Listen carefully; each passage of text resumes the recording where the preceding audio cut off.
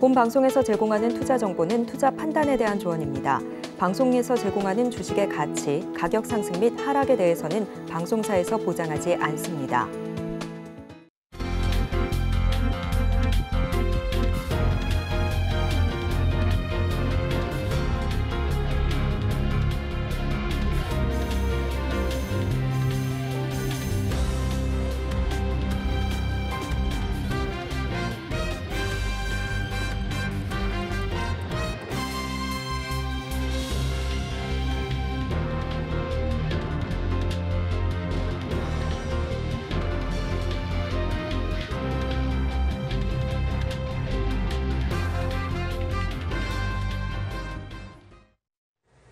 시청자 여러분 안녕하세요. 오늘을 돌아보고 내일을 준비하는 오늘장 내일장 일부 진행의 백선혜입니다. 이번 주 미국 시장에서는 CPI와 PPI 발표가 차례로 예정이 되어 있습니다. 그래서일까요? 미국 시장은 어제 엇갈리는 장세가 펼쳐졌습니다. 이 영향을 받아서인지 우리 시장은 모두 양대 시장에서 하락세로 출발했습니다. 장 초반에 낙폭을 키워가면서 코스피 시장은 2,500선이 또 코스닥 시장은 830선이 무너지는 양상을 보이기도 했습니다. 그래도 지금 시간을 기준으로는 서서히 회복을 하면서 2,500선과 830선을 각각 회복한 모양새가 펼쳐지고 있습니다. 이런 가운데 외국인 투자자들은 우리 시장에서 사자세로 돌아섰다라는 모습은 좀 긍정적으로 볼만합니다. 지난 4월 한 달 동안 외국인 투자자들 사자세로 돌아섰다는 점 한번 짚어보시기 바랍니다. 오늘도 종목 장세가 이어지고 있는 우리 시장입니다. 어떻게 대응할지 저희 방송과 함께 지켜보시기 바랍니다. 저희 방송에서 제공해드리는 정보는 해당 주식의 가치와 수익률을 제공하지는 않습니다. 아울러 서울경제TV와 서울경제신문은 당사의 브랜드입니다.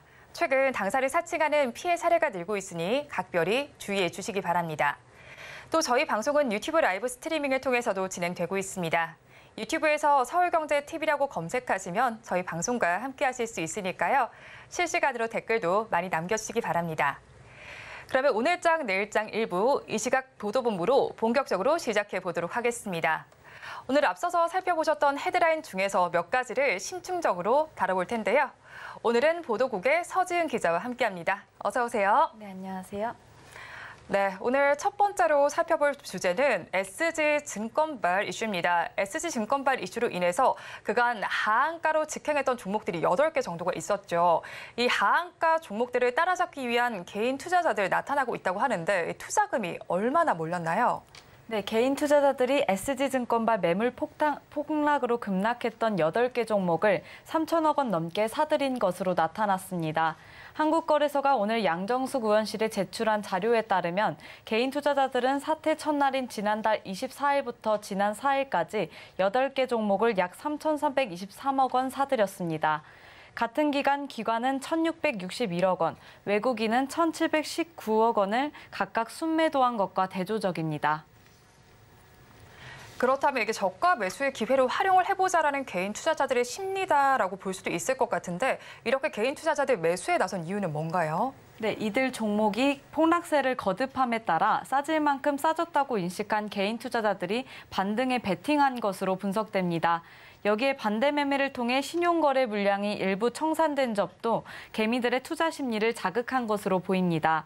그러나 이들 종목이 급등과 급락을 반복하면서 일정한 방향성 없이 움직이는 만큼 그간의 폭락세를 근거로 투자에 나서는 행위는 위험하다는 분석도 나오고 있습니다. 업계 관계자는 단순히 최근 주가가 많이 내려갔기 때문에 반등을 기대하거나 반대로 일련의 수급 이슈가 있었으니 더 떨어질 것으로 내다보고 기업의 본질 가치와는 무관한 접근 방식으로 볼 수 있다고 지적했습니다. 네, 이런 가운데 한국전력 소식도 좀 짚어보면 좋겠습니다. 원가보다 싼 전력 공급이 이어지고 있죠. 전기요금은 동결되지만 이런 상황 속에서 한국전력의 적자 폭이 점점 커지고 있는 상황이잖아요. 네, 한전은 올해 1분기에만 5조 원대의 영업 손실을 낼 것으로 전망됩니다. 연합인포맥스 집계에 따르면 한전의 1분기 영업 손실에 관한 증권사 전망치는 5조 4,870억 원입니다. 한전의 1분기 실적은 오는 12일에 공개될 예정인데요. 한전은 2021년과 2022년 각각 5조 8천억 원, 32조 6천억 원의 적자를 낸 바 있습니다. 앞서 올해 1분기 전기요금이 킬로와트 시당 13.1원 인상되면서 올해 1분기 영업손실은 작년 4분기에 비해 절반 가까이 축소될 것으로 예상됩니다. 하지만 예상 영업손실은 여전히 큰 수준입니다. 이처럼 큰 규모의 영업손실이 이어지는 것은 원가에 못 미치는 가격에 전기를 파는 구조 때문입니다. 국제 에너지 가격 상승이 제때 반영되지 못하면서 작년 한전의 킬로와트 시당 전기 구입 단가는 155.5원이었지만 판매 단가는 이보다 30원 이상 낮은 120.5원이었습니다. 네, 한전의 영업 손실이 늘어나고 있는 상황 속에서 정부도 대책을 세우고 있는 것으로 알려져 있습니다. 이번 주 안에 킬로와트 시당 약 7원 정도 올릴 것으로 검토 중이라고요. 네, 현재 정부와 여당은 2분기 전기요금을 킬로와트 시당 10원 미만을 올리는 방안을 검토하고 있습니다. 정부는 전기요금 인상이 물가 등에 미칠 영향과 여론 악화 등을 우려해 3월 말까지 내렸어야 할 2분기 전기요금 결정을 미룬 상태입니다. 하지만 회사채 시장 왜곡과 전력망 투자 위축 등 각종 부작용이 우려되는 만큼 더는 전기요금 인상을 미루기 어렵다고 판단하고 있습니다. 전문가들은 전기요금이 킬로와트 시당 7원 오르면 한전이 올 하반기에 2조 원가량 영업손실을 줄일 수 있을 것으로 보고 있습니다. 다만 소폭 인상으로는 한전이 과도한 부채 축소 등 경영을 정상화하는 데는 힘겨울 것이란 견해도 있습니다. 앞서 정부는 2026년까지 누적 적자 해소 등 한전 경영을 정상화하기 위해 올해 전기요금을 킬로와트 시당 51.6원 올려야 한다는 입장을 제시한 바 있습니다. 네, 이런 상황 속에서 한전 이제 전기 요금을 인상하는 건 불가피해 보이는 상황입니다. 어느 정도 올릴지가 좀 관건으로 보이는데요. 이어서 다음 소식 살펴보면 수소 충전과 관련된 이야기를 좀 해보겠습니다. 수소 충전 지금은 일반 사용자가 충전하는 것이 금지가 되고 있는 상황인데 앞으로는 가능해진다라는 이야기가 나오고 있어요. 어떻게 되는 건가요? 네, 현재는 산업통상자부가 규제개혁 내용이 담긴 수소 안전관리 로드맵 입전령을 발표함에 따라 수소 전기차를 모든 일반인들도 자기 차에 직접 수소 원료를 넣을 수 있게 됩니다. 로드맵에 따르면 정부는 추가 안전장치를 설치하는 조건으로 수소차 충전소 주변과 12에서 32m의 안전거리를 확보해야 하는 의무를 완화하면서 수소차 충전소가 도심에 더욱 쉽게 들어설 수 있도록 했습니다. 현재 규제 샌드박스로 적용된 서울 서소문에 이 같은 도심형 수소차 충전소가 유일한데요. 정부는 2023년까지 고압가스 안전관리법 시행 규칙 등 관련 법규를 개정해 규제 샌드박스가 아닌 일반 지역에서도 추가 안전 확보를 전제로 한 도심형 수소 충전소가 쉽게 들어올 수 있도록 할 계획입니다. 네, 이렇게 개혁이 된다면요. 수소 충전을 조금 더 쉽게 할 수 있을 것이다라는 생각이 드는데 어떤 효과를 불러일으킬까요? 네, 산업부는 수소차 충전 편의성을 높이는 것이 장기적으로 수소차 보급 확대에 도움이 될 것으로 기대하고 있습니다. 산업부는 수소 안전관리 로드맵 입전령에서 규제 혁신과 안전기준 개발, 안전관리 역량 강화 세 부분에 걸쳐 총 64개의 세부 과제를 제시했습니다.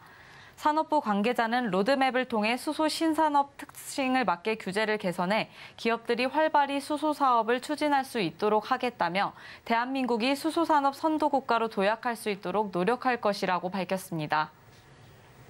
네, 오늘은 이 시간을 통해서 개인 투자자들이 SG증권발 하한가 따라잡기 매수 행렬부터 거기에 대해서 수소차 관련 개혁 방안까지 이야기 나눠봤습니다. 지금까지 보도국의 서지은 기자와 함께했습니다. 오늘 말씀 고맙습니다. 감사합니다.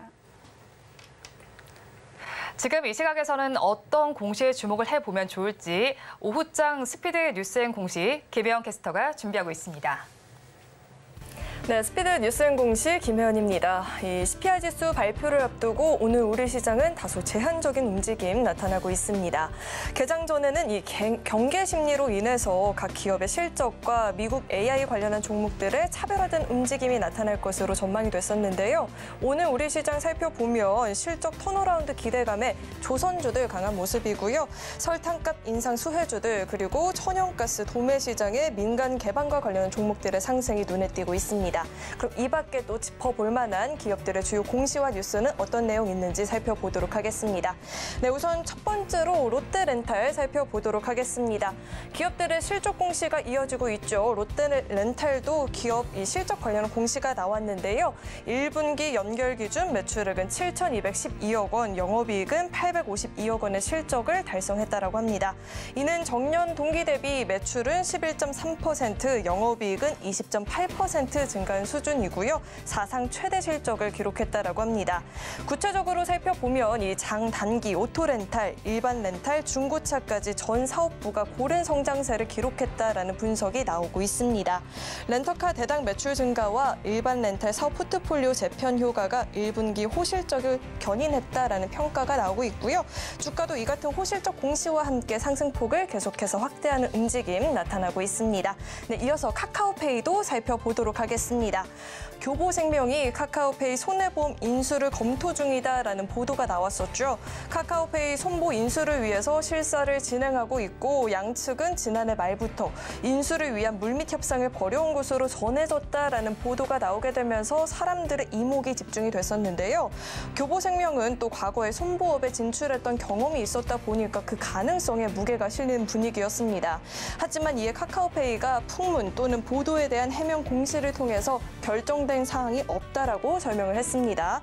더불어서 카카오페이 손해보험의 성장을 위해서 다양한 방안을 검토 중이라면서도 현재까지 구체적으로 결정된 사항은 없다면서 구체적인 내용은 확정 시점 또는 1개월 이내에 재공시 예정이라고 덧붙였습니다. 네, 계속해서 셀트리온도 살펴보도록 하겠습니다.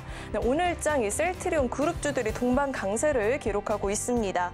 오너 리스크를 극복하고 호실적을 달성했다라는 풀이가 나오면서 영향을 받고 있는 모습인데요. 셀트리온의 이번 연결 기준 1분기 영업이익은 1,824억 원으로 전년 동기 대비 41.06% 증가한 것으로 잠정 집계되고 있습니다. 같은 기간 매출액은 5,975억 원으로 12.42% 증가했고요. 순이익은 1,671억 원으로 37.81% 늘어나게 됐습니다. 1분기 실적은 이 바이오 의약품 매출 증가가 전체 매출 성장을 견인했다라는 분석이 나오고 있죠. 바이오 의약품 매출은 전년 동기 대비 49% 증가했고요. 사상 최초로 바이오시밀러 분기 매출이 4천억 원을 돌파했다라는 이야기가 전해지고 있습니다. 네, 마지막으로 클리오도 살펴보겠습니다. 네, 최근에 이 K-뷰티 제품들이 중국에서 난전을 겪게 되면서 각기 제도약을 위해서 제품력 향상에 공을 들이고 있죠. 더불어서 이 올리브영의 성장세나 북미나 동남아 시장에서의 매출 성장으로 인해서 특히나 이 클리오의 역대 최대 매출을 전망했었는데요. 실적 관련한 공시가 나왔습니다. 연결 기준 올 1분기 영업이익이 전년 동기 대비 44.05% 오른 52억 3,500만 원, 매출액은 13.85% 오른 750억 7,100만 원을 기록했고요. 순이익은 624.12% 급등한 56억 9,300만 원으로 잠정 집계가 됐습니다. 네, 이렇게 오늘장 주요 기업들의 공시와 뉴스 짚어봤고요. 스피드 뉴스앤공시 김혜연이었습니다.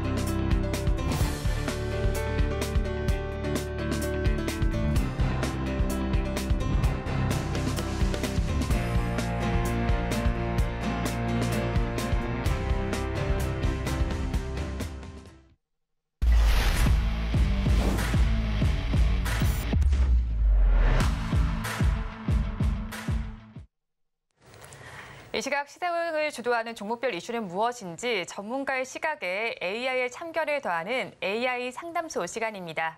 오늘은 교보증권 영업부의 사영관 차장님 나와 계십니다. 안녕하세요. 네, 안녕하세요. 네, 먼저 사장님과 첫 번째 이슈에 대해서 이야기를 나눠보기 전에 화면을 통해서 주제부터 만나보시죠. 네, 첫 번째 주제입니다. 조선주 주가가 오늘은 잘 가고 있습니다. 그런 만큼 올해 흑자 전환될 가능성이 있을까요가 첫 번째 주제입니다. 이와 관련해서 제가 챗GPT에게 이런 질문을 던져봤습니다. 조선주 주가에 영향을 미치는 요인에는 어떤 것들이 있을까요? 라고 질문을 던져봤는데요. 조선주 주가에 영향을 미치는 요인은 다음과 같습니다. 라고 대답을 했습니다. 첫 번째로 선박의 수주량에 따라서 영향이 미쳐질 것이다 라고 했고요. 두 번째로는 원자재 가격 변동에 따라서 연동될 수 있다라고 말했습니다. 세 번째는 경기 상황도 봐야 한다고 말을 해줬는데요. 경기가 호황일 때와 불황일 때를 나눠서 설명을 했습니다. 네 번째로는 환율이 변동하는 것도 지켜봐야 하고요. 정치적 요인과 기술 혁신까지 주가 상승 요인을 한번 들어봤습니다. 이에 대해서 차장님 의견은 어떠실까요? 네, 상당히 지금 챗GPT가 답변을 잘하고 있는 것 같아요. 요인들을 다 얘기를 해준 것 같고요. 여러 가지 상황 중에서 가장 중요한 건 이제 수주가 될 겁니다. 그런데 이 수주가 꼭 많다고 해서 주가가 그것과 반영해서 비례해서 올라가느냐? 또 그건 아니거든요. 말씀을 해주신 그 뒤로의 여러 가지 사항들, 경기 상황이라던가 환율 같은 것들, 그리고 원자재 가격, 조금 이따 얘기하겠지만 후판 같은 원자재 가격에도 영향을 받아서 주가는 복합적인 요인으로 꼭 수주와 비례해서 가지는 않는다라는 부분들도 여러분들이 기억을 하시면 좋을 것 같습니다. 네, 오늘 이렇게 양시장 하락하는 가운데 조선주는 조금 강세를 보였는데 그중에서도 LCD 한국조선해양의 상승폭이 두드러졌습니다. 이 조선주 전반적으로 오늘 어떻게 보고 계신가요? 네, 오늘 흐름은 굉장히 좀 좋다라고 보이고 있어요. 지수는 마이너스로 가고 있지만 조선주는 굉장히 좋은 흐름이에요.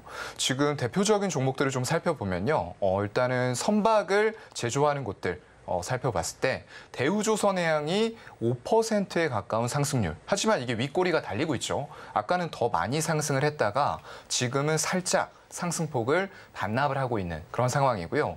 HD 한국조선해양도 4.6%의 상승을 보여주고 있습니다. 그 밑으로는 HD 현대중공업이 4%, 그리고 삼성중공업도 3.5%의 상승을 보여주면서 일단은 선박을 만드는 업체들의 주가는 전부 다 오늘 지수 대비해서 굉장히 좋다라는 말씀 드릴 수가 있을 것 같고요.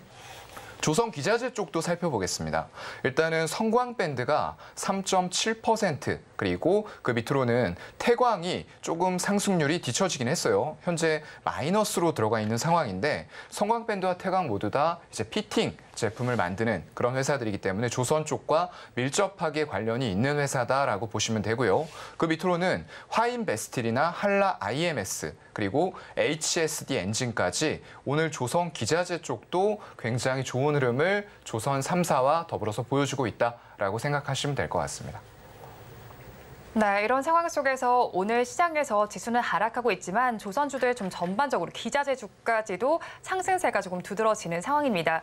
그런데 이런 상황 속에서요, 수주되고 있는 상황도 좀 보면 좋을 것 같아요. 우리나라와 중국을 좀 비교를 해보면 지금 보시다시피 최근 5년 동안 국가별 수주 실적입니다. 그런데 지난달도 그렇고 이번 달도 그렇고 중국에는 또 우리나라가 밀리고 있는 상황이잖아요. 맞아요. 그런데 이런 상황 속에서도 신조선가 지수는 상승하고 있는데 이런 상황에서 조선주 에 대한 비중을 확대해도 괜찮을까요? 네, 일단은 좀 괜찮다라고 생각을 하고요.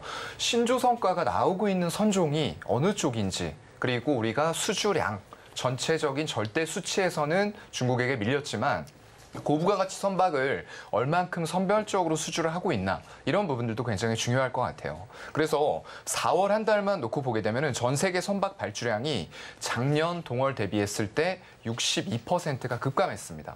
전 세계에서 80척의 수주가 나왔는데 그중에서 중국이 65척, 그리고 우리나라가 지금 13척이죠. 13척 정도를 수주하면서 거의 두 국가가 80척 전부를 싹쓸이했다라고 봐도 될 정도로 많이 수주를 했어요. 그러면 다른 나라들은 거의 수주가 없을 거고, 이런 상황이 얼마 전, 조금 오래전이라고 봐야 되겠죠. 예전에는 일본이 조선에서 굉장히 두각을 보였습니다. 근데 그중에서 우리가 많은 점유율을 가져오면서 일본의 점유율을 뺏어왔고요. 그게 또 그대로 적용이 되고 있는 것 같아요. 중국이 수주를 뺏어가면서 우리가 2위로 밀렸는데 여기에서 중요한 건 아까도 말씀을 드렸지만 이제 클락슨 신조선 지수라고 합니다. 신조선가 지수인데 이게 현재 167.32포인트예요. 그러면 작년 동월 대비했을 때 9.5%, 5포인트 가량이 올라온 수치입니다. 그렇다고 하면은 여기에서 신조선가를 견인한 선종별 가격을 우리가 체크해 볼 필요가 있다는 거죠. 네. 그렇게 봤을 때는 LNG 운반선, 우리나라가 가장 강점을 가지고 있는 그런 선박이죠. 그래서 작년에는 카타르 위주로 LNG 운반선의 발주가 굉장히 많이 나왔던 시절이에요. 그런 것들이 계속적으로 신조선가를 견인을 해왔던 거고요. 무려 2억 5,600만 달러 척당. 이 지금 가격까지 올라와 있는 그런 상황이고요. 거기다 VLCC도 이제 고부가 가치 선박이 됩니다. 이거는 초대형 원유 운반선인데요. 이것도 1억 2천만 달러를 척당 상회하는 가격이 지금 되고 있는 상태고요. 거기다 이제 마지막으로는 초대형 컨테이너선이에요. 이것도 2억 2천만 달러에 달하는 척당 가격을 내세우면서 결국에는 중국이 많은 수량의 수주를 가져갔지만 결국에는 고부가가치 선박은 우리나라가 그중에서도 많이 수주를 했고요. 그만큼 우리는 절대적인 수주량보다는 예전처럼 이제 저부가가치 그리고 적자나는 수주가 아니라 꼭 수익을 낼 수 있는 수주만 선별적으로 하는 전략을 취하고 있다라고 이해를 하시면 될 것 같습니다. 네, 수주량 자체만 보면 중국이 많았지만 좀 알짜배기는 우리가 가져갔다라고 설명을 해주신 것 같은데요. 이런 가운데 후판 가격에 대해서 앞서서 약간 말씀을 해주셨는데 네. 이 부분도 조금 살펴봐야 할 것 같아요. 이제 맞아요. 조선업계에서는 후판 가격을 내려달라, 네. 철강업계에서는 아무래도 올려달라라고 하면서 그렇죠. 줄다리기가 팽팽한 상황인데요. 네. 이런 상황이라면 이게 계속 갈등이 지속된다면 맞아요. 하반기 좀 흑자 전환될 것이라는 기대감이 조선주에 있었는데 제동이 걸릴 가능성은 없을까요?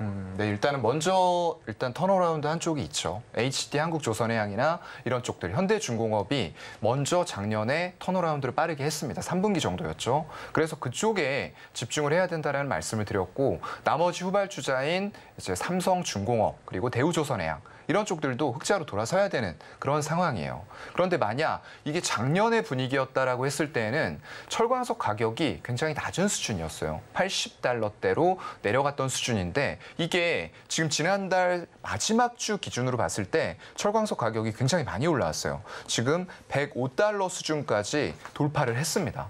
여기다가 중국의 경기 회복, 리오프닝 이런 부분까지 겹쳐진다라고 했을 때는 철광석의 수요가 지금보다 더 크게 살아날 가능성이 높다라고 보는 게 맞겠죠. 그러한 상황에서 일단은 보통은 협상을 상반기와 하반기 두 번을 하는데요. 이게 3말 4초, 그러니까 3월 말 4월 초에는 협상이 보통 끝나요. 상반기에 철강에 대한 가격이 협상이 끝나게 되는데 그게 아직까지도 끝나지 않고 평행선을 달리고 있습니다. 그 이유는 지금 후판 쪽의 가격 인상이 조선업계에서는 굉장히 절실해요. 미리 턴어라운드를 한 쪽도 있다라고 말씀드렸지만 아직 그렇지 못한 쪽들도 많이 있습니다. 그런 상황에서 후발주자들까지 고부가가치 선박으로 인한 이런 흑자 전환 이슈를 누리기 위해서는 반드시 원가의 20%를 차지하는 후판 가격이 인하가 돼야 된다는 부분이 반드시 필요한 조건이겠죠. 후발주자들 현황이 좀 이렇게 나오고 맞아요. 있는 거죠. 예. 그래서 지금 보시면 삼성중공업이 흑자 전환을 지금 1분기에는 했습니다. 소폭으로 흑자 전환했는데 여기에서 만약에 신조선가를 계속 경신을 하고 있는 분위기지만 이게 만약에 후판 가격의 인상으로 인해서 이렇게 소폭으로 흑자 전환됐던 부분들이 다시 적자로 돌아설 수도 있다는 거거든요. 그리고 대우조선해양은 여러 가지 또 이슈가 있어요. 파업이라던가 이런 부분들 때문에 일회성 비용들도 더 많이 반영이 됐던 데다가 적자가 큰 폭으로 축소가 됐는데 여기에서 이런 좀 페이스를 유지하면서 흑자로 돌아서려는 마당에 후판 가격이 인상이 된다라고 했을 때는 굉장히 힘든 상황으로 다시 갈 수가 있는 그런 상황이라는 거죠. 그래서 만약에 이게 인하가 된다라고 했을 때는 조선업계 전반적으로 굉장히 긍정적인 영향을 미칠 수 있는 게 사실입니다. 하지만 만약에 인하가 힘들다 라고 하는 철강업계의 주장도 마냥 무시할 수만은 없어요. 그렇죠. 왜냐하면 올해 1분기에 이런 식으로 흑자 전환했고 적자 축소를 했는데 철강 쪽을 보게 되면 실적이 그렇게 좋지가 못합니다. 포스코 같은 경우에는 전년 동기 대비했을 때 1분기에 무려 70%의 영업이익 감소가 있었고요. 현대제철도 52%의 영업이익 감소가 있었어요. 이런 부분들을 보전하기 위해서라도 철강은 지금 양보를 할 수 없다라는 팽팽한 분위기이기 때문에 된다라고 했을 때는 굉장히 업계 자체가 전부 다 돌아서는 모습들을 볼 수가 있을 테지만 그게 안 된다라고 철강사가 끝까지 주장을 고집한다라고 했을 때는 우리가 선별적으로 이미 턴어라운드를 해 있는 업체들 위주로 보시는 게 좋을 것 같습니다. 네, 후판 가격에 대해서 철강업계와 조선업계 팽팽합니다. 이런 상황 속에서 어떻게 될지 지켜보시고 선별적으로 접근을 해보시면 좋을 것 같습니다. 이어서 다음 주제는 화면을 통해서 보도록 하겠습니다. 다음 주제입니다. 셀트리온이 어닝 서프라이즈를 기록했습니다. 오너 리스크를 해소했다라고 나올 정도로 굉장한 실적을 발표했는데 여기에 더해서 M&A로 수익성이 강화될까가 두 번째 주제입니다. 이와 관련해서 제가 챗GPT에게 이런 질문을 해봤습니다. 제약 바이오 업체가 인수합병을 하면 어떤 효과가 있을까요? 라고 질문을 던져봤는데요. 답변이 이렇게 줬습니다. 제약 바이오 업체의 인수합병은 여러 가지 효과가 있을 수 있습니다. 첫 번째로 경쟁력을 강화할 수 있다. 두 번째로 연구개발 비용을 감소할 수 있다라고 답을 했습니다. 세 번째로는 시너지 효과를 낼 수 있고 마지막으로 시장 진출을 확대할 수 있다라고 말을 했는데 여기에 더해서 인수합병의 위험성도 존재한다라고 첨언을 했습니다. 이에 대해서 차장님 의견은 어떠실까요? 네, 챗GPT가 굉장히 많은 걸 알고 있어요. 많은 걸 알고 있죠. 인수가 아직까지도 사람에 비해서는 턱없는 부족한 인수를 집어넣었음에도 불구하고 굉장히 좋은 답변들을 정석적으로 내놓는다라는 부분에 있어서는 굉장히 긍정적인 효과들이 향후에도 크게 나타날 것 같아요. 근데 나중에는 이제 저 같은 사람의 자리도 위협할 수 있는 정도로 인공지능이 발달할 수도 있겠다라는 생각도 조금 들기도 하고요. 일단은 인수합병은 아까 말씀을 다 여기에서 뭐 거의 다 얘기한 것 같아요. 근데 이제 우리가 생각해야 될 것은 아무리 좋은 기업이라도 조금 이따 한 번 더 얘기하겠지만 싸게 사지 않으면은 이게 극적인 효과를 내기가 어렵다. 그래서 항상 인수합병에서 경쟁사들이 붙어서 할 때 이런 얘기도 많이 들어보셨을 거예요. 승자의 저주. 그러니까 가져가긴 가져갔는데 너무 비싸게 가져가서 제대로 미래의 기대 효과를 발휘하지 못하는 그런 상태가 될 수도 있다라는 점은 특별히 고려를 하셔야 될 것 같습니다. 네, 이렇게 사장님의 첨언까지 들어봤는데요. 이런 가운데 셀트리온 실적이 굉장히 좋았습니다. 지금 그래프를 보시면 매출이 굉장히 높은 것으로 나타났고 영업이익과 당기 순이익도 좋은 것으로 나타났는데 이렇게 잘 나온 만큼 뭐 오너 리스크도 해소했다. 그리고 바이오 시밀러도 좋았다. 이런 평가들이 나오고 있단 말이죠. 셀트리온 삼형제 주가 흐름 지금 어떤가요? 글쎄요. 아직까지 오너 리스크가 완벽하게 해소된 건 아닌 것 같은데요. 일단 주가도 그동안에 많이 빠졌기 때문에 반등을 강하게 실적 모멘텀으로 하고 있다라고 보시면 될 것 같고요. 일단은 바이오 시밀러 쪽과 신제품 출시 이런 효과들에 좀 힘입어서 계속 매출은 성장을 하고 있는 상황이고요. 역대 1분기 최고 실적 달성했습니다. 거기다가 일회성 손실은 진단키트 쪽이기 때문에 이제는 떨쳐버려도 된다라고 생각을 좀 합니다. 일단 램시마 SC라는 제형인데 이게 자가면역 질환 치료제예요. 그리고 굉장히 편의성을 높인 제형이기 때문에 향후에 기대감은 크다라고 보시면 될 것 같고요. 오늘 주가 흐름 보게 되면 셀트리온이 지금 6%까지 상승폭을 다시 키우고 있어요. 그리고 그 밑으로 셀트리온 헬스케어 같은 경우에도 굉장히 좋은 흐름입니다. 4%대 상승을 보여주고 있고요. 셀트리온 제약이 보통 올라갈 때 흐름 보면 삼형제 중에서 가장 탄력이 좋거든요. 그렇죠. 근데 오늘은 1%대에다가 음봉으로 전환하는 모습까지 보여주고 있기 때문에 서정진 회장의 복귀 이런 부분들에 힘입어서 일단은 합병이라던가 이런 이슈들도 아직 남아있어요. 그렇기 때문에 우리는 셀트리온에 집중을 하는 게 좋겠다라는 말씀도 같이 드리겠습니다. 네, 그런데 이렇게 호실적이 나오면서 증권가에서도 긍정적인 전망을 내놓고 있습니다. NH투자증권에서는 일단 목표 주가를 상향하는 리포트를 내놓은 상황이기도 한데요. 여기에 더해서 바이오 시밀러도 조금 좋습니다. 램시마 SC의 경우에도 미국 FDA에서 승인을 기다리고 있는 상황이고요. 이런 가운데 다른 모멘텀들도 있습니다. 이렇게 된다면 셀트리온 주가는 고공행진을 하게 될까요? 네, 아무래도 그럴 가능성이 좀 있다라고 보이는데 일단 우리가 먼저 생각해야 될 것은 개별 기업의 주가보다는 시장 환경이에요. 이쪽이 일반적인 바이오 신약과는 확연하게 다릅니다. 왜냐하면 이 오리지널 의약품에서 복제약이죠. 복제약을 가지고 유럽에 굉장히 안정적으로 안착을 했어요. 어느 정도로 안착을 했냐라면 일단은 오리지널 의약품보다 훨씬 높은 시장 점유율을 유럽 같은 선진국 쪽에서 이미 달성을 했다라는 거예요. 그리고 램시마이스식, 아까 잠깐 말씀드린 피하 주사 제형이기 때문에 훨씬 더 환자들이나 이런 쪽의 편의성을 높였습니다.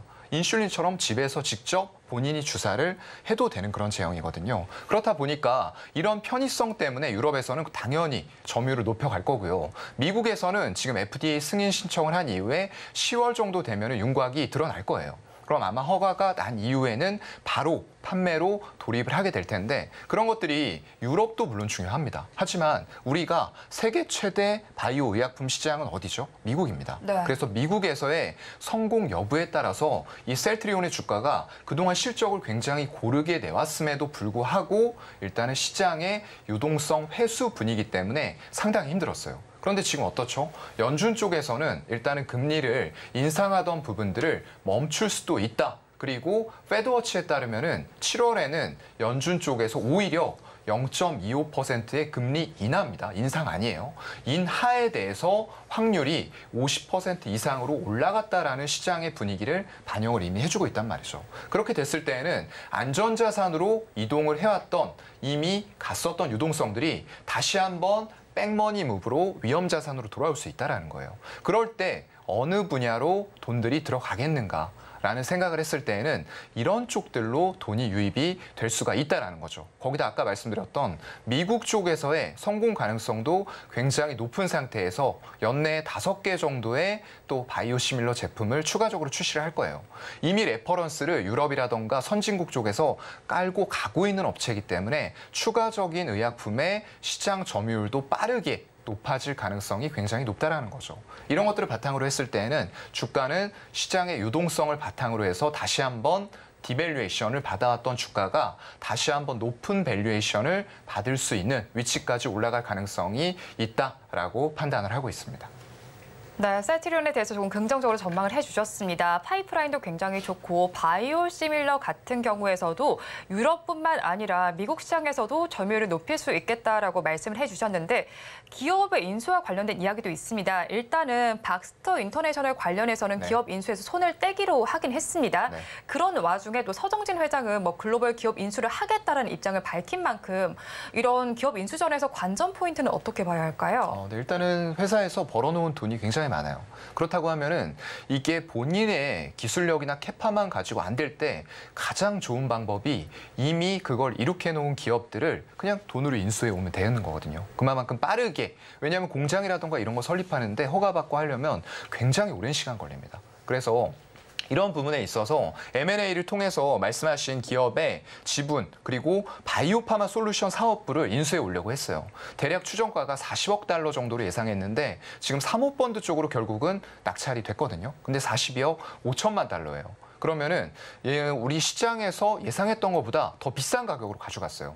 이게 아까 말씀드렸던 시장에서 승자의 저주가 될 수도 있다라는 부분들이에요. 그래서 결국 서정진 회장은 이 가격이 우리가 원하는 가격과는 맞지 않는다, 비싸다라고 판단을 했던 것 같아요. 그렇기 때문에 자금력이 있는 기업들이 지금은 제가 볼 때는 당분간은 갑이 될 수 있어요. 왜냐하면 금리 인상이 끝난다라고 한 거지 이게 바로 금리 인하로 이어질지 안 이어질지는 알 수가 없고요. 연준에서는 상당 기간 동안 금리를 동결을 하겠다라는 얘기를 했습니다. 그러면 자금의 유동성들이 우리가 생각하는 것만큼 투자자들이 시장에 바라는 것만큼 빠르게 풀리지는 않을 수도 있다는 얘기예요. 그렇다고 하면 자금 조달이 점점 더 어려워집니다. 그렇게 됐을 때 기업들의 매물들은 시장에 많이 나올 거예요. 그런데 그걸 가져가려는 사람들은 더욱더 시장의 유동성이 없기 때문에 조금 더 싼 가격으로 가져가기를 원하는 분위기가 형성될 수도 있다는 겁니다. 그건 다시 말하면 셀트리온 같은 자금을 쥐고 M&A를 기다리고 있는 기업들에게는 더욱더 앞으로 많은 기회들이 펼쳐질 거고 거기에서 무리를 하지 않더라도 싸게 기업을 가져올 수 있는 기회들이 분명히 나타날 수 있을 거다라고 판단을 하고 있는 것 같아요. 네, 오늘 이야기 나눠봤습니다. 사연관 차장님의 탑픽 종목은 이어지는 화면을 통해서 살펴보시고요. 오늘 말씀은 여기까지 듣도록 하겠습니다. 고맙습니다. 네, 고맙습니다.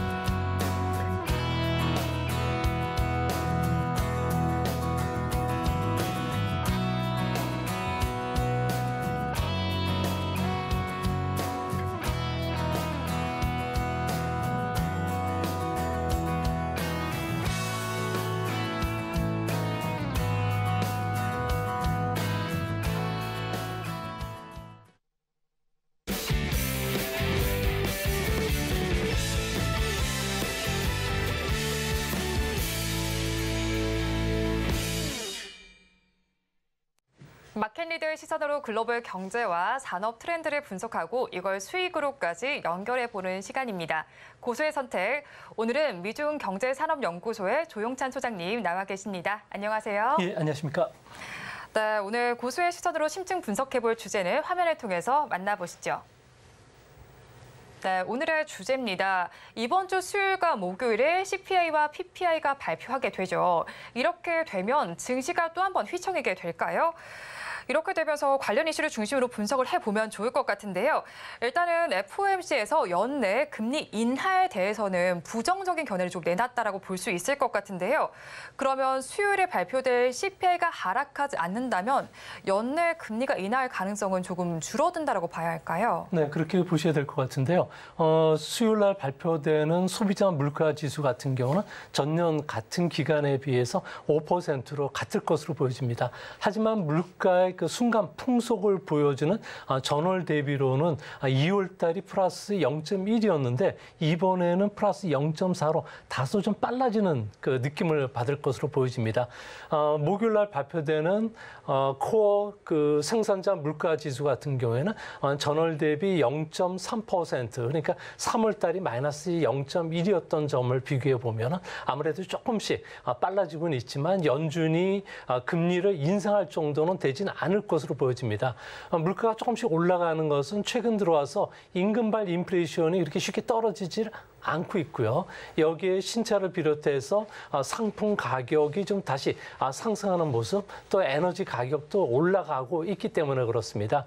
이 때문에 연준이 목표하는 2% 물가로 회귀하기 위해서는 아무래도 2024년 정도가 돼야 될 것으로 보여진다는 점에서 연준이 당분간은 금리를 동결할 가능성이 현재로서는 더 높지 않나 이렇게 보여집니다. 네, 이렇게 CPI 추이가 좀 이렇게 나와 있었습니다. 그런데 이런 상황 속에서 미국 시장 계속해서 10차례나 금리 인상을 하면서 시장 자체는 그렇게 좋지 못하다라고 봐야 할 것 같은데 이런 상황 속에서 실업률은 많이 떨어지고 있습니다. 50년 만에 최저치라고 말할 정도인데요. 이렇게 경기 하락 국면과 거기에 대해서 노동시장이 계속해서 화랑을 보이는 이 국면이 공존하는 건 언제까지 이어질까요? 네, 지금 현재 미국 같은 경우에는 경기 하락 국면 또 매출이 줄기 시작하면 즉각 고용을 좀 해고하는 게 미국의 통례였는데 의외로 지금 경기 후퇴 국면에 들어갔는데도 불구하고 실업률은 오히려 더 떨어지는 모습을 보여주고 있습니다. 아무래도 코로나 기간 동안에 시니어 계층이라든지 여성 근로자들이 시장에서 나갔는데 다시 돌아오지를 않고 있기 때문에 그렇고요. 이민자들 유입이 또 감소하는 데다가 중요한 것은 AI라든지 디지털과 관련된 새로운 기술을 갖고 있는 그 근로자들의 미스매치 문제가 심각하기 때문에 그렇습니다. 지금처럼 노동 수급이 아주 빡빡한 상황에서는 임금이 계속 올라갈 수밖에 없는 상황인데요. 지금 보시는 것은 기업들이 현재 그 근로자들과 관련돼서 그 요구 조건을 맞추지 못하다 보니까 그 기업들이 학력 수준을 좀 낮춰서 대조를 고용했던 숫자를 고졸자로 좀 낮추는 그런 모습을 보고 있는데요. 지금 그림을 보시면요. 기업의 취직을 원하고 있는 근로자들의 유보 임금이라고 있습니다. 네. 이는 그 근로자들이 자기의 눈높이 금액을 말하는 거고 제한 금액은 기업들이 근로자에게 제시한 금액입니다. 갭이 좀 있는 것 같네요. 예, 갭이 계속 벌어지고 있기 때문에 기업 입장에서는 아무래도 학력 요구 수준을 낮출 거고요. 또 학력 수준을 낮추다 보니까 이것을 만회하기 위해서 기업들 같은 경우에는 1인당 연수비를 더 늘린다든지 이런 쪽으로 나가고 있습니다. 이렇게 됐을 경우에는 기업이 경기 침체에 빠지더라도 고용을 쉽게 해고할 수 없고 그리고 연수비 들어간 것만큼 뽑아낼 때까지는 계속적으로 저실업 상태가 된다는 점은 아무래도 미국 같은 경우에는 임금이 계속 올라가면서 소비주도 성장은 앞으로도 계속 진행이 된다는 의미가 됩니다. 네, 그렇죠. 이렇게 경기가 후퇴하는 국면 속에서도 실업률은 낮고 임금에 대한 상승 압력은 계속될 수밖에 없는데요. 이런 현상들이 미국 경제에는 앞으로 어떤 영향을 미치게 될까요? 네, 미국 같은 경우는 노동자의 자발적인 이직이 크게 지금 줄고 있습니다. 지금 보시는 그림인데요. 하지만 그 기업들이 요구하는 필요 인력들 같은 경우는 스카우트해야 되는데 이 스카우트 비용이 올라간다는 것은 전체적인 임금을 끌어올리고 있습니다. 이 때문에 미국이 그 10차례에 걸쳐서 500bp 금리 인상을 하더라도 임금발 인플레이션 압력은 내년도에도 떨어지지 않는다는 걸 시사하게 되는데요. 특히 미국 같은 경우 다음 그림을 보시면은 창업이 지금 계속 늘어나고 있는데요. 네. 여기 보시면은 그 부가가치 증가율과 창업 건수 증가율이 가장 높은 업종이 소매 업종입니다. 네. 아무래도 그 온라인 매장을 두는 이런 개별 그 창업자들이 자신의 노하우를 가지고 창업을 하고 있다는 거고요. 또 운수 창고가 이런 부분들이 많기 때문에 이들 쪽이 앞으로 미국의 경기를 이끌어가는데 이것은 기본적으로 미국의 개인들의 소비, 임금이 계속 건실하다는 그 조건 하에서 이 같은 현상이 일어나고 있습니다. 그래서 신규 미국에서 창업 열기가 그 수그러들지 않는 한 실업률은 급등할 여지가 없을 거고 또 미국의 구조 변화는 생산성 향상으로도 연결이 되기 때문에 현재 미국은 새로운 경기 모멘텀 쪽에서 새로운 기업들이 계속적으로 창출하고 이 기업들을 찾는 움직임이 앞으로도 계속 진행될 것이라는 것을 시사하고 있습니다. 네, 그럼 이렇게 실업률이 줄어드는 이유가 뭐 창업과 관련해서 있다라고도 말씀을 해주셨는데 이런 상황 속이라면 물가 상승하고 또 실업률 줄어들고 이런 게 앞으로 연준이 금리 인상을 하는 데 영향을 미치지 않을 거라고도 보시는 걸까요? 네, 그렇습니다. 지금 현재 대면 서비스 업종 같은 경우는 코로나 이전으로 고용이 회복이 되지 않은 상태이기 때문에 앞으로도 계속 고용은 계속 증가할 수밖에 없는 상황이고요. 또 그 챌린저사의 그 고용 그 조사 보고서에 따르면은 작년 4분기에 인력 감축이 일어나고 있지만 이 인력 감축은 대부분 IT 테크놀로지라든지 금융업종입니다. 고임금을 받는 업종이고 최근 한 10년간 10% 이상 계속 그 고용을 늘려왔던 업종들이 되기 때문에 일시적인 고용 해고로 보여지는데 이 때문에 앞으로 미국 같은 경우에도 고졸자 임금이 빠르고 저임금자들이 대졸자라든지 엘리트층보다도 더 많은 그 임금 상승 속도를 이어간다는 점에서 앞으로 미국 같은 경우에는 성장 잠재력이 훼손되지 않고 고금리 상황 속에서도 소비는 계속 이어갈 수 있다는 점에서 너무 걱정하실 필요는 없지 않나 그렇게 보여집니다. 네, 미국의 성장 잠재력은 계속해서 있을 것이다라고 말씀을 해주셨는데 그러면 좀 물을 넘어가서 중국 얘기도 좀 해보면 좋을 것 같습니다. 중국의 GDP 성장률이 V자 반등을 이뤘다라고 볼 수가 있을 것 같은데요. 여기는 소비가 이끌었다라고 볼 수 있는데 앞으로 중국의 경제는 어떻게 전망하세요? 네, 중국이 1분기 성장률이 시장 예상보다 높은 4.5%로 나왔는데요. V자 경기 회복을 지금 보여주고 있습니다. 특히 3월 한 달만 놓고 보면 소비는 무려 10.5%를 성장을 했는데 작년 그 이맘때 소비가 성장의 기여율은 30%였지만 현재는 60%가 넘어가는 상황입니다. 이 때문에 소비가 늘어나니까 화물 수송량도 계속 코로나 이전으로 회복이 됐고요. 또 인력 수송도 V자형 회복세가 계속이 진행이 되고 있기 때문에 코로나 직격탄을 받았던 3대 업종이죠. 교통 운송이라든지 도소매, 숙박 외식 업종들이 계속 성장을 이어가는데요. 2분기에는 1분기 6%에서 2분기에는 두 자릿수인 10%대까지 성장이 높아진다는 점에서 앞으로 전 세계적인 흐름은 이런 소비와 관련된 교통 운송, 도소매, 숙박과 외식 이런 쪽에 그 포커스가 전 세계적으로 계속 맞춰지지 않을까 보여집니다. 특히 중국 같은 경우에는 작년 이맘때 도시 봉쇄로 인해서 성장이 급속하게 떨어졌습니다. 이 때문에 2분기, 3분기에는 이런 그 하락에 따른 플러스 기저 효과가 1.3%포인트 정도 성장률을 끌어올린다는 점에서 앞으로도 저기 미국뿐만 아니라 중국도 소비와 관련된 테마주들이 계속 테마주로 이동하지 않을까 이렇게 보여집니다. 네, 그런데 주요 국가들 중에서 중국이 가장 빠르게 경기가 회복이 되기는 했는데 경기 선행 지표는 지금 경고음을 울리고 있다라는 이야기가 들리고 있어요. 네, 아무래도 이번 리오프닝 기간 동안 특히 노동절 황금 연휴를 보면은 여행자 수들 같은 경우는 70% 넘게 증가를 했고요. 또 이들이 관광지에서 쓴 금액이 28조 원 정도가 되니까 상당히 좀 많은 금액을 쓰긴 했지만 이게 빨리 종료된다는 경고음들이 나오고 있는데요. 아무래도 관광과 관련된 지출이 소비, 절약형 소비가 많고요. 뭐 사치품 구매라든지 럭셔리 여행이 상당히 많이 줄어들었다는 겁니다. 최근 한국에 들어와서 소비하는 층들을 보면 그렇게 예전만치 씀씀이가 그렇게 크지 않는 모습을 보여지는데요. 이는 중국의 제조업 PMI라든지 차이신 제조업 PMI에서도 모두 50선 이하로 떨어진 거에서도 분명히 나타납니다. 아무래도 신규 수주를 중심으로 해서 많이 제조업 PMI가 좀 떨어지고 있는데요. 이 때문에 중국에서는 생산과 재고 그리고 인력과 관련된 구조조정이 빠른 속도로 진행이 되고 있습니다.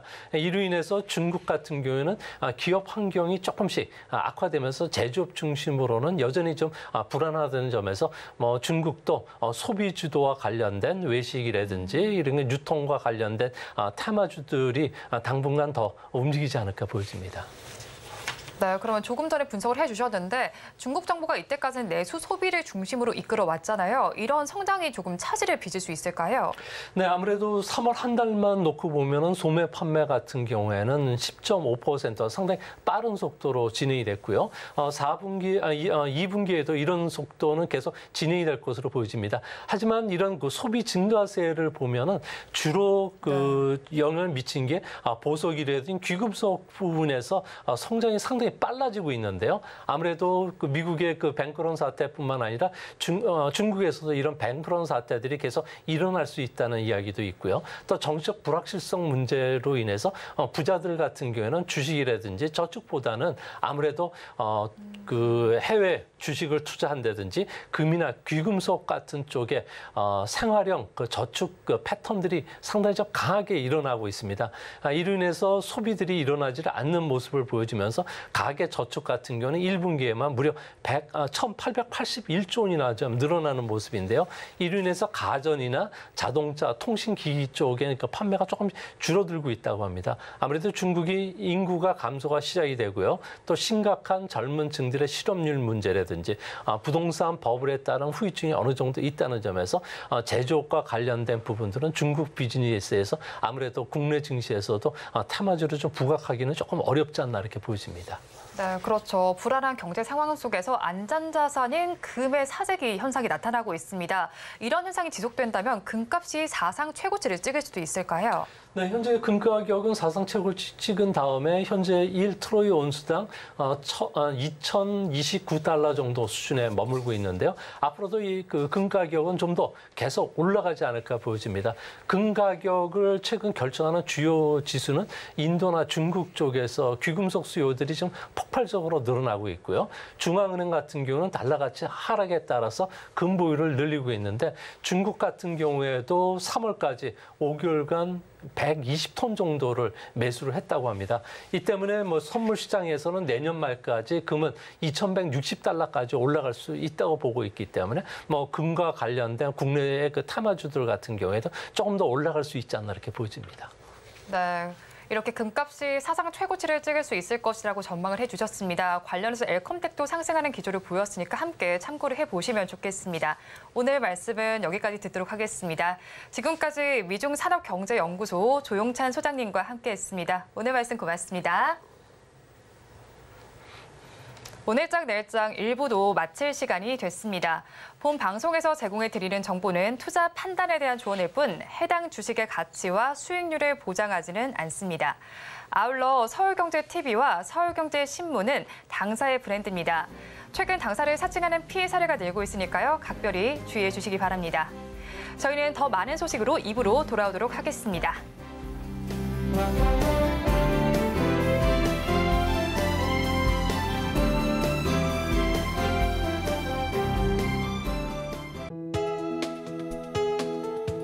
본 방송에서 제공하는 투자 정보는 투자 판단에 대한 조언입니다. 방송에서 제공하는 주식의 가치, 가격 상승 및 하락에 대해서는 방송사에서 보장하지 않습니다.